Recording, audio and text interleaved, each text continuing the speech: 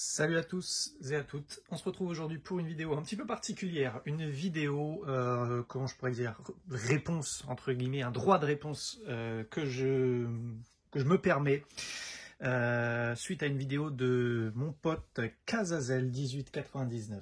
Alors voilà, pour la petite histoire, c'était jeudi après-midi, il a sorti une vidéo, les pires films, en gros, ouais, les films les plus... ses films les plus détestés en fait, voilà, tous les films qu'il aime pas, etc. Et en fait, ce qui s'est passé, c'est une grosse vidéo, hein. Et ce qui s'est passé, c'est que je suis pas du tout, mais alors du tout d'accord avec pas mal de films, notamment en fin de vidéo, hein. Et j'en ai retenu 8 dont il a parlé ou pas parlé, mais je sais que il y en a certains dont il parle pas dans sa vidéo, mais je sais qu'il ne les apprécie pas parce qu'on en discute sur le Discord. D'ailleurs, je fais une petite parenthèse tout de suite. Cette vidéo, c'est pas une vidéo clash, loin de là, calmez-vous tout de suite.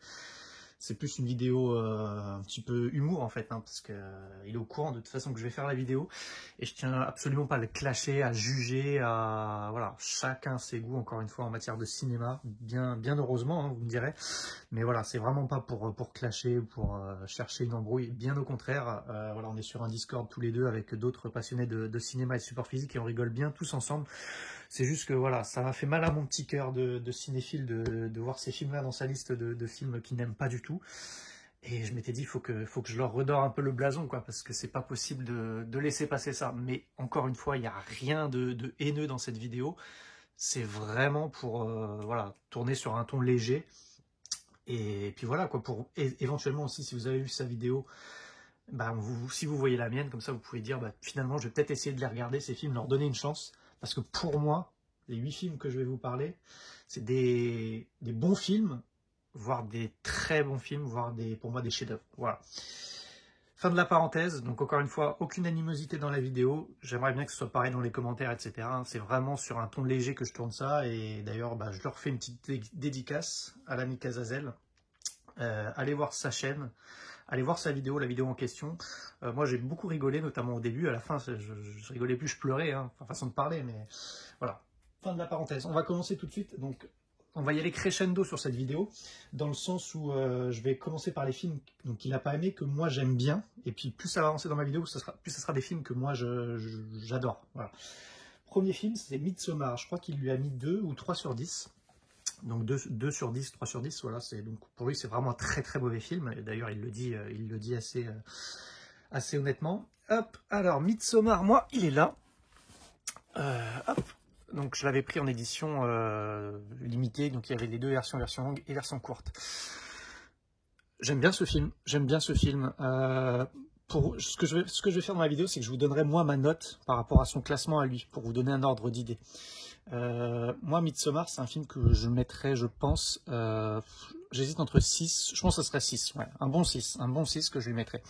C'est loin d'être un film parfait, j'ai bien aimé, et clairement je préfère Hérédité, qui est le précédent film du réalisateur, mais Midsommar j'ai bien aimé. J'ai bien aimé quoi? J'ai bien aimé l'ambiance.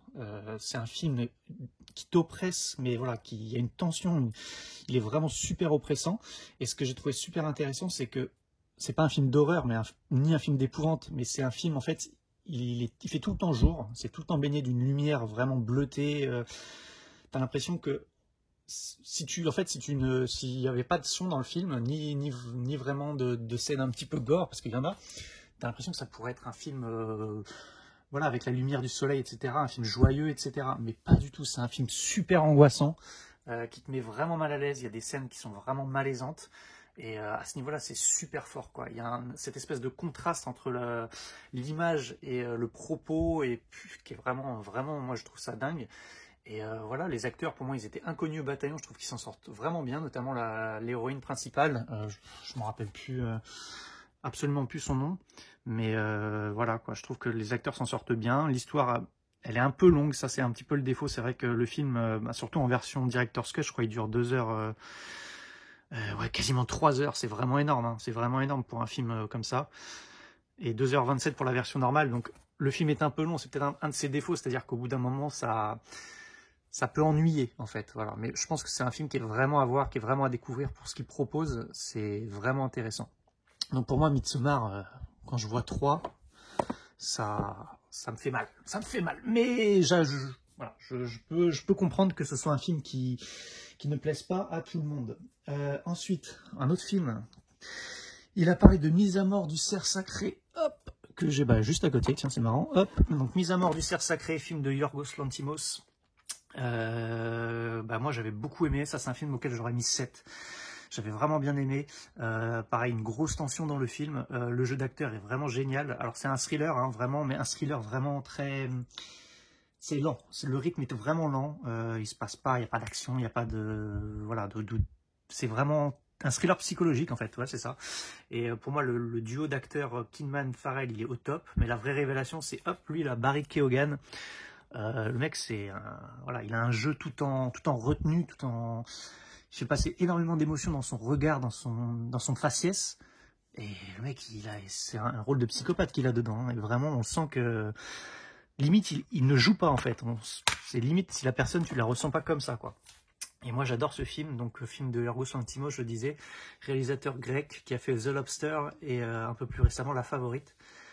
Moi, j'ai beaucoup aimé ce film. C'est pareil, c'est très lent. Je crois qu'il avait dit que c'était un film mou où il se passait rien, on se fait chier.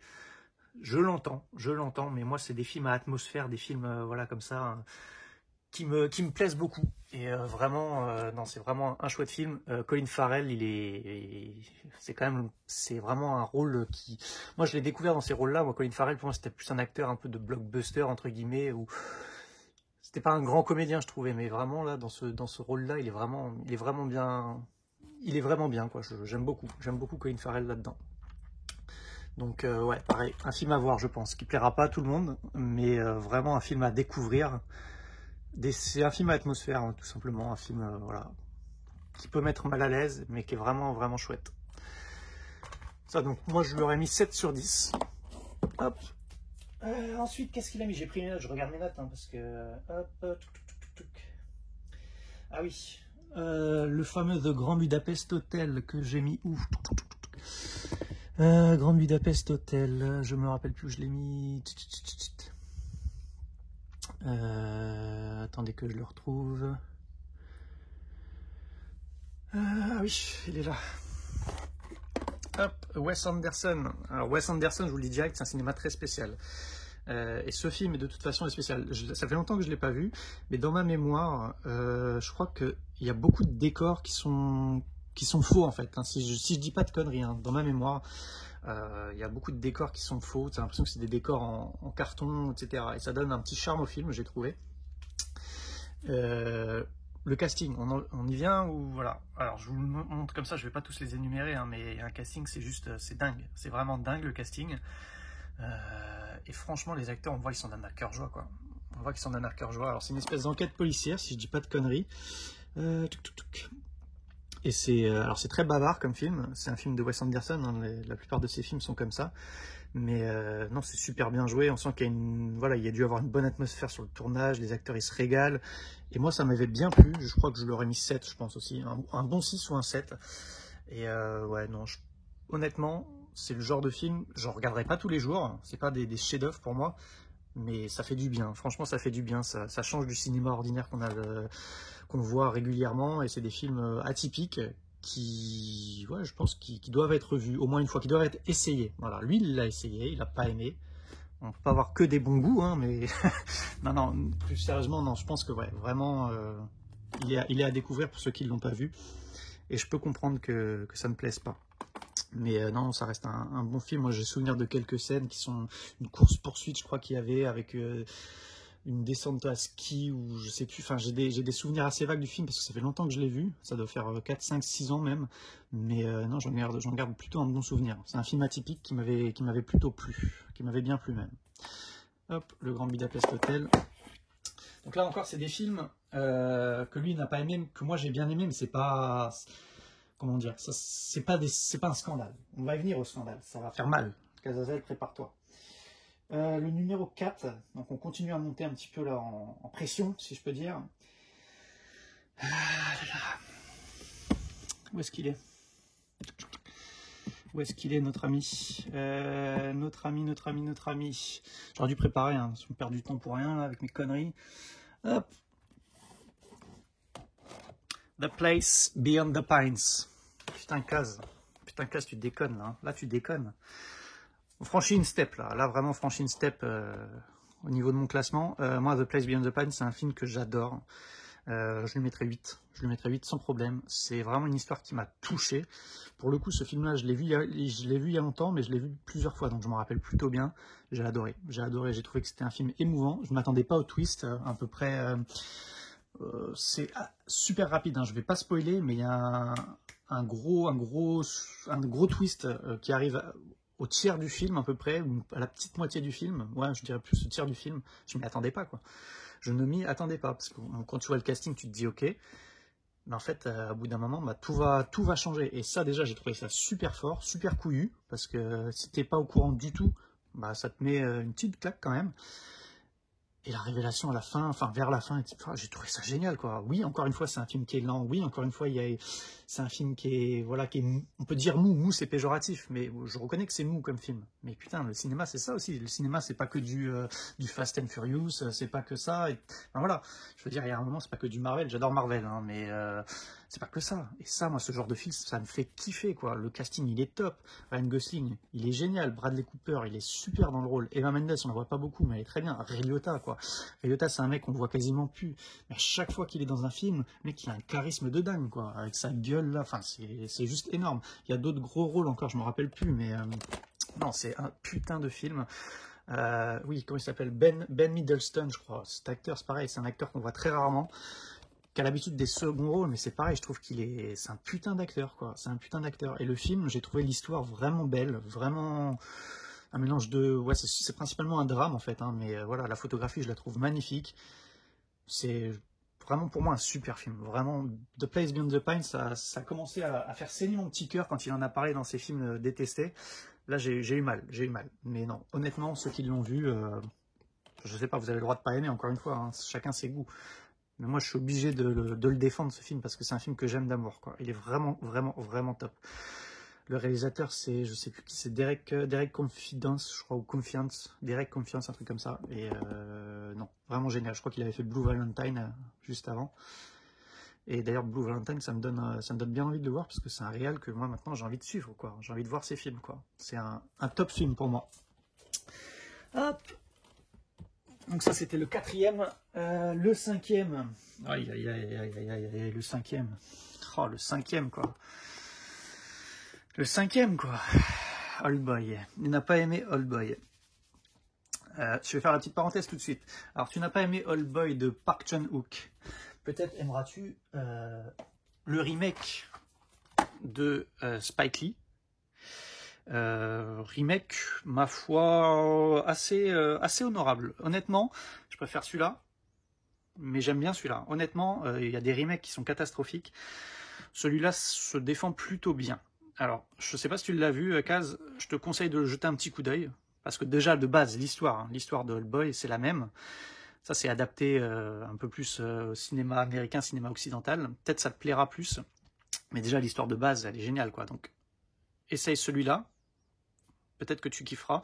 Moi, j'ai plutôt bien aimé. Je trouve que c'est un remake vraiment honorable. Mais quand même, on est loin de ça, quoi. Old Boy, c'est quand même une pièce majeure du cinéma sud-coréen contemporain.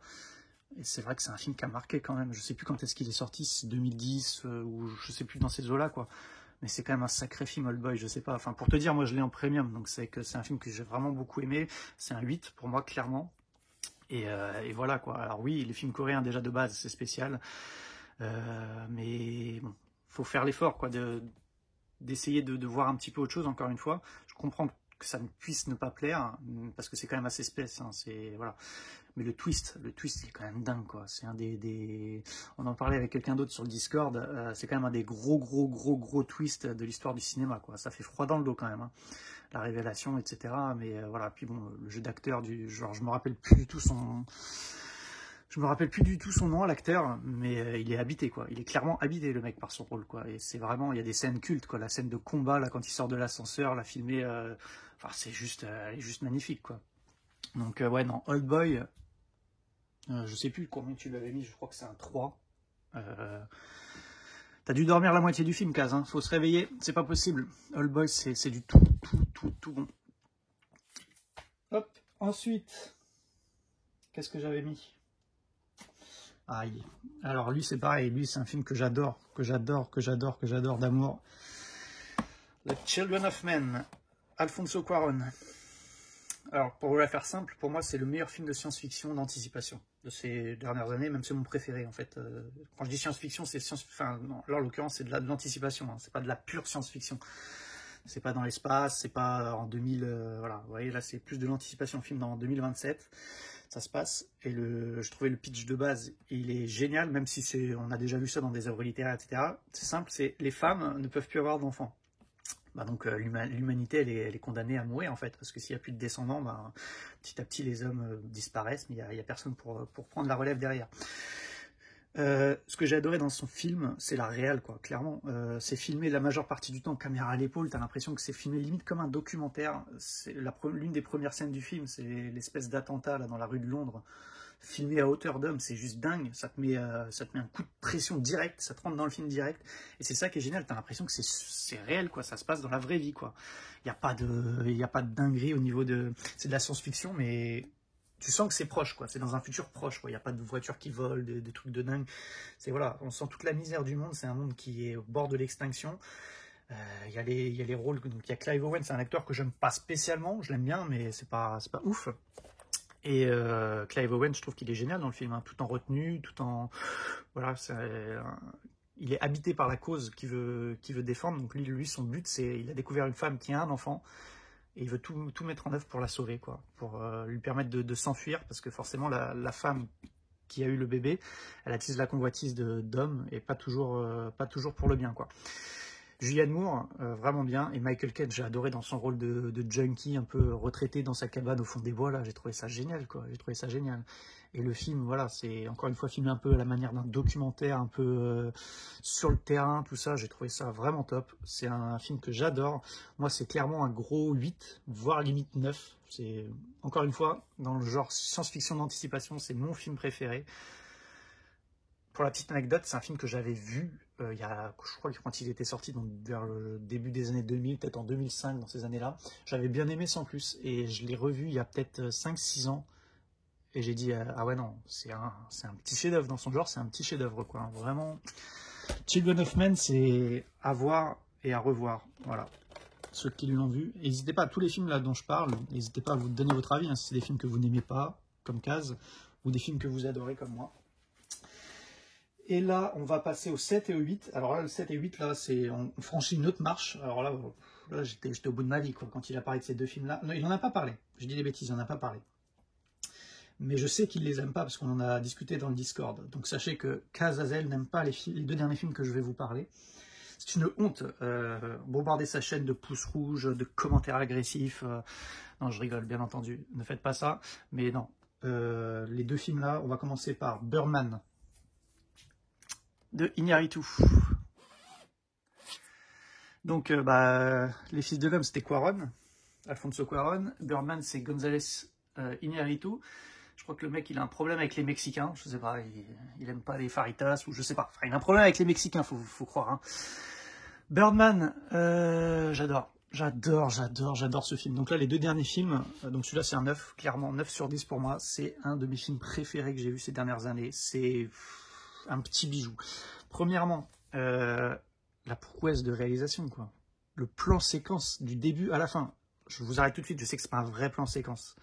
Techniquement, c'est impossible à faire, mais je sais que il y a des petits raccords, etc. Mais c'est quasiment invisible, quoi. C'est quasiment invisible. Et c'est super bien fait. Du début à la fin, t'as l'impression que c'est tourné en une seule scène. C'est super bien fait, quoi. Déjà, cette prouesse-là, elle mérite d'être saluée, quoi. Deuxièmement, les acteurs. Putain, le casting, quoi. Michael Keaton. Je m'arrête sur Michael Keaton. Premier rôle. Et c'est le rôle principal du film. Le rôle parfait. Le rôle de sa vie, j'ai envie de dire. L'histoire du film, c'est un acteur, ancienne gloire des années 90 du film de super-héros, qui est maintenant un peu has-been et qui cherche à repartir sur les planches de théâtre. Michael Keaton. C'est l'histoire de sa vie un petit peu, quoi. Le mec, c'était la star de Batman, de Burton, fin des années 80, début des années 90. Bon, après, je sais pas, il était même connu avant aussi avec... il avait fait Beetlejuice avec Burton, etc., fin des années 80. Enfin, c'était une star à l'époque. Il a une traversée du désert de 90, début des années 2000. Enfin, je sais pas, vous, dites-moi des films avec Keaton dans ces années-là. Il a une traversée du désert, il était il était has-been, quoi. Et là, il revient ces années, pendant quelques années. Là, on commence à le revoir. On l'a vu dans le Spider-Man Homecoming, on l'a vu dans Le Fondateur, on le voit dans Birdman. C'est un peu l'histoire de sa vie, en fait. Et j'ai trouvé le parallèle vraiment génial, quoi. Vraiment, vraiment génial. Les rôles secondaires, putain. Alors, j'y reviens. Edward Norton. Edward Norton, quoi. Putain d'acteur. Voilà, il est génial dans le rôle. Je me rappelle de cette scène de bagarre ridicule entre les deux. Là, l'autre, il est en slip. Voilà, c'est un espèce d'acteur un petit peu branché, un petit peu, je sais pas comment dire, un peu bobo, voilà, qui fait des UV, qui se drogue. Enfin, c'est génial, quoi. Les trois nanas, là, Andrea Riseborough, Emma Stone, Naomi Watts. Voilà, quoi. Trois, au top, les trois. Amy Ryan, on la voit un peu moins, mais pareil, très bonne actrice. En plus, c'est un film avec Emma Stone, donc vous vous doutez bien que je l'adore. Non, vraiment, les actrices, elles sont au top, les trois, vraiment géniales. Et lui, là, Zach, alors je vais écorcher son prénom, Zach Galifianakis. Si ça vous dit rien comme ça de nom, c'est le mec qui joue dans Very Bad Trip, le petit trapu, la barbu, là, qui fait que des conneries, là, dans le trio, là. Bah, c'est lui. Dans le film, il joue le rôle de l'agent, du manager de Michael Keaton. À chaque fois qu'il intervient, ça me fait mourir de rire, quoi. Les répliques, elles sont cultes. Je me rappelle un moment, en fait, ce qui se passe, je spoil un peu le film, je suis obligé d'en parler, je l'adore. Il y a un acteur, ils tournent donc leur pièce de théâtre. Il y a un acteur qui se blesse, et du coup, ils doivent le remplacer un peu en catastrophe, quoi, parce qu'il y a la première qui doit pas tarder, ils ont besoin d'un acteur. Et ce qui me fait marrer, c'est que il y a ce parallèle entre le mélange de fiction et de réalité, c'est que du coup, en tant qu'agent, il se dit est-ce que je pourrais pas essayer d'avoir Ryan Gosling? Ah non, merde, il est déjà en tournage. Ah, Jeremy Renner, je vais essayer de l'appeler. Ah non, merde, il a commencé le tournage de Avengers 3. C'est des trucs comme ça, ça me fait rigoler, quoi. Ça me fait rigoler. C'est un mélange de réalité et fiction qui se confondent, et j'ai trouvé ça énorme, quoi. Pareil, le film, c'est une grosse critique. Enfin, moi, c'est comme ça que je l'ai perçu, hein. Enfin, une critique appuyée du monde du cinéma actuel, en fait, de l'industrie du cinéma. Il parle des gros blockbusters un peu super-héroïques qui rasent tout sur leur passage au niveau du box-office. Il y en a que les gens, ils veulent voir que ça, etc. C'est ça qui rapporte le plus de succès. En gros, que les films un peu plus d'auteur avec une vision vraiment spécifique, un peu plus pointue, en gros tout le monde s'en fout, les gens veulent voir du gros spectacle, voilà. Et c'est un peu ça aussi, c'est vrai, en ce moment, voilà, qu'est-ce qui cartonne au cinéma? C'est ça, c'est du Marvel, c'est du Fast and Furious, c'est ça les gros succès box-office. Pareil, il gratine aussi sévèrement tout ce qui est critique de cinéma. Les critiques, voilà, il y a une nana qui joue le rôle d'une critique cinéma, on sent que, voilà, Iñárritu, tout, il a quelque chose contre eux aussi, hein, on sent que, voilà, il les égratine, tu vois. On sent que pour lui, ce sont des gens qui ont un pouvoir démesuré. C'est-à-dire qu'avec quelques lignes, en écrivant une page, ils peuvent détruire une pièce ou un film et détruire complètement tout le travail qui a été fait, quoi. Donc ça, c'est pareil, il en parle. Bref, le film est génial. Il y a des idées de mise en scène qui sont top. Encore une fois, le quasi-plan séquence du début à la fin, même s'il est un peu fake, c'est brillant. Les acteurs sont magnifiques. Voilà. Oui, effectivement, il se passe pas grand-chose. C'est que du blabla. Mais putain, les dialogues, ils sont savoureux, ils sont croustillants. Birdman, c'est un petit bijou. Sorti en 2015. D'ailleurs, je crois qu'il a eu pas mal d'Oscars, hein. Alors, je dis pas forcément que c'est un gage de qualité, mais bon. Moi, en tout cas, vous voyez, édition premium de chez Film Arena, ça prouve à quel point j'ai adoré le film. Pour moi, c'est un de mes films préférés de ces dernières années et un de mes films préférés de tous les temps. Je pense que c'est dans mon top 10, c'est sûr. Voilà, Birdman, exceptionnel, j'adore ce film. Et enfin, le dernier, celui qui m'a achevé, quoi, c'était le coup d'épée fatal. Pareil, il n'en a pas parlé, mais je sais qu'il ne l'aime pas du tout, qu'il n'a pas accroché, parce qu'on en a discuté dans le Discord. Kaz, tu déconnes. C'est même plus que tu déconnes. Là, tu fais chier, quoi. Là, tu fais vraiment chier, quoi. Spike Jonze. Les gars, vous l'avez vu quand même. Vous avez vu ce film? Est-ce qu'on a vu le même film? Kaz, est-ce qu'on a vu le même film? Je sais pas. Je sais pas si on a vu le même film. En tout cas, moi, ça, c'est dans mon top 3 des films préférés ever. Ça, c'est un 10 sur 10 pour moi. Moi, quand je regarde un film, pour qu'il me plaise, pour qu'il me... Voilà. Il faut qu'il y ait soit de l'émotion, il faut soit que le film m'émeuve à la fin. M'émeuve, je pense qu'on dit, je sais plus. Il faut soit qu'il me procure une émotion forte à la fin. Il faut soit qu'il me fasse rigoler, mais vraiment un gros film qui me fait bien rigoler. Il faut soit que j'en prenne plein la gueule et que je me dise il y a un scénario, etc., intéressant. Mais voilà, en fait, le cinéma, c'est, bon, je pense que c'est un peu pour tout le monde pareil, mais il faut qu'il y ait un feeling à la fin, une émotion, une sensation forte. Moi, ce film, il m'a bouleversé, quoi. Enfin, après, je pense que ça dépend aussi dans l'état dans lequel vous regardez. Je pense que c'est une comédie un peu romantique. Enfin, non, une romance dramatique un peu plus tôt. C'est pas vraiment du tout une comédie. Mais si vous êtes dans une situation, on va dire, sentimentale compliquée, je pense que ça peut vous toucher encore plus, ce film. Et honnêtement, le jeu d'acteur, il est quasiment unique. C'est celui de... on voit quasiment que lui, c'est... comment il s'appelle? Je vais virer la protection, parce qu'en fait, j'aime pas voir mon reflet dans la protection. Hop là, voilà. Donc je disais, le jeu d'acteur de Joaquin Phoenix, c'est le rôle principal, on voit quasiment que lui de tout le film.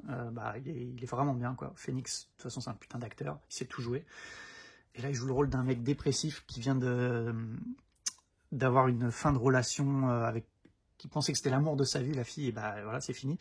Et il s'en remet pas, en fait, il s'en remet pas. Et il va trouver, donc ça se passe dans le futur, pareil, un futur proche, il va trouver le réconfort auprès d'une intelligence artificielle, une société qui lance une société qui lance des intelligences artificielles pour tenir compagnie à des hommes ou des femmes en mal d'amour, en fait. C'est un peu ça, en fait. Et il va finir par tomber amoureux, avoir des sentiments pour cette intelligence artificielle. Il est vrai qu'elle semble plus vraie que nature, parce que c'est vraiment voilà, super poussé. Et ce qui est intéressant, c'est qu'on n'entend que la voix. Hein. Il n'y a pas de matérialisation physique, c'est pas des hologrammes, quoi. C'est que par la voix, en fait. Et la voix, d'ailleurs, de Scarlett Johansson en VO, la voix, elle est dingue. Hein. Elle est sensuelle, elle est suave, je sais pas. Enfin, c'est une voix quand même assez dingue, assez dingue. Et rien que la voix, déjà, elle est super sexy, super... voilà. Elle est magnifique, sa voix. Et il tombe petit à petit amoureux de cette voix, en fait, de cette intelligence artificielle. Et comment dire, il va se rendre compte à la fin que finalement tout va pas se passer comme il aurait pu l'imaginer. Hein, je vais pas trop spoiler parce que je veux vraiment que vous le découvriez, le film. Et voilà, je sais plus trop quoi dire. Déjà la photo du film, elle est magnifique. Il y a des idées de mise en scène. Enfin, moi, je me rappelle de la scène où il joue au jeu vidéo là. Alors c'est un petit détail, hein, mais je trouve que c'est super bien fait. Est-ce que ça pourrait pas être ça le jeu vidéo dans le futur? En fait, il a une espèce de grande image holographique devant lui et la manette, c'est ses mains en fait. C'est avec ses mouvements qu'il déplace son personnage. Tout ça, je trouve ça génial. Voilà, c'est baigné d'une lumière un petit peu orangée, rose, dans des tons un peu pastel. Quasiment tout le long du film, je trouve ça magnifique, ça colle vraiment bien avec l'ambiance un peu morose, un peu... Enfin, pas morose, mais... ouais, un mélange de Crépuscule un petit peu, je trouve que ça fait un parallèle aussi, Crépuscule, avec la fin de l'histoire d'amour qu'il avait eue avec... donc sa compagne, c'était Rooney Mara, qu'on voit un petit peu, Rooney Mara. Ouais, c'est ça, qui joue sa compagne. Et on voit pas mal de flashbacks assez émouvants, etc. Et vraiment, je trouve ça vraiment cool. Il y a des scènes, pareil, la scène où... Je ne vais pas trop en dire, mais la scène où il reçoit une escort girl chez elle, et en compagnie de la voix donc de l'intelligence artificielle, il y a une espèce de début de scène d'amour qui commence. Je trouve ça, enfin, j'ai trouvé ça beau, moi. Voilà, c'est un film qui m'a particulièrement marqué, qui me parle vraiment. Enfin voilà, moi je suis tout de suite rentré dedans. L'atmosphère m'a plu direct, le concept il m'a plu direct. C'est voilà, je pense que c'est un film, soit on rentre dedans direct, soit on n'accroche pas du tout de base, quoi. Je sais que moi ma compagne, j'ai essayé de lui faire regarder. En fait, elle m'a dit, ça me fait rigoler parce que elle m'a dit en fait c'est un mec qui tombe amoureux de son ordinateur, quoi. Oui, mais non, il n'y a pas que de ça quand même. Hein. Voilà, c'est vraiment un film particulier. Évidemment, ça plaît pas à tout le monde, mais voilà, pour moi c'est un chef-d'œuvre absolu. La musique, elle est belle. Ah oui, il y a Amy Adams, je ne vous ai pas parlé d'Amy Adams qui joue sa voisine, un peu son amie, sa voisine. Et ça me refait penser à la fin, justement. C'est la fin aussi, elle est magique, quoi. Moi, j'ai versé ma petite larme, je le dis clairement, j'ai versé ma petite larme à la fin, quoi. Le film, il est magnifique. Il est magnifique de A à Z, quoi. C'est une vraie belle histoire d'amour. Enfin, pas comme on l'entend en classique, moi, c'est ouais, c'est une histoire sur l'amour, en fait, sur le sentiment amoureux, c'est ça. Et voilà, tout le monde y est confronté. Il y a des hauts, il y a des bas, il y a... Voilà, ça parle... Enfin, moi, ça m'a parlé, ça m'a touché. C'est un putain de chef-d'œuvre absolu pour moi, clairement. Kaz, relaisse-lui une chance, je sais pas. Je sais pas. Tu peux pas rester sur un 3 ou un 4, je sais plus combien tu l'as mis, 3 ou 4 sur 10. C'est pas possible. C'est pas possible. Voilà, donc c'était les 8 films, je crois qu'il y en a d'autres, hein. Je les ai pas tous notés, mais c'était vraiment 8 films, ça m'avait marqué sur sa vidéo. Il les avait pas aimés, donc moi à des degrés différents, je les ai pas tous bien aimés au final, mais à des degrés différents, mais voilà, j'étais obligé d'en parler. 30 minutes de vidéo, on va s'arrêter là. Évidemment, encore une fois, aucune haine dans la vidéo, c'était vraiment histoire d'avoir un petit droit de réponse, entre guillemets, mais tout sur un ton léger et un petit peu humoristique, hein. J'adore Kaz, on rigole beaucoup sur le Discord. Abonnez-vous à sa chaîne, allez voir ses vidéos, il fait du super boulot. Mais voilà, je me devais de me faire un petit peu l'avocat de ces films qu'il n'a pas apprécié, tout simplement. Voilà. N'hésitez pas en commentaire à me dire si vous êtes plus de son côté, si c'est des films qui vous ont plu, déplu. Je peux tout entendre, du moment que c'est argumenté et du moment que c'est dit sur le ton, voilà, un ton, comment dire, de respect en fait, voilà, du respect dans les commentaires, pas de jugement, pas de haine, pas de, voilà. Le cinéma, ça doit plaire à tout le monde, chacun a ses goûts, voilà. Kaz, il a le monopole des mauvais goûts apparemment, mais voilà, je peux pas lui en tenir rigueur, quoi, c'est pas de sa faute. Je vous donne rendez-vous pour une prochaine vidéo un peu plus classique, des achats, des présentations de films, et puis oui, toujours, je tiendrai ma promesse, la vidéo de la collection un peu plus en détail. Ciao, ciao, bisous.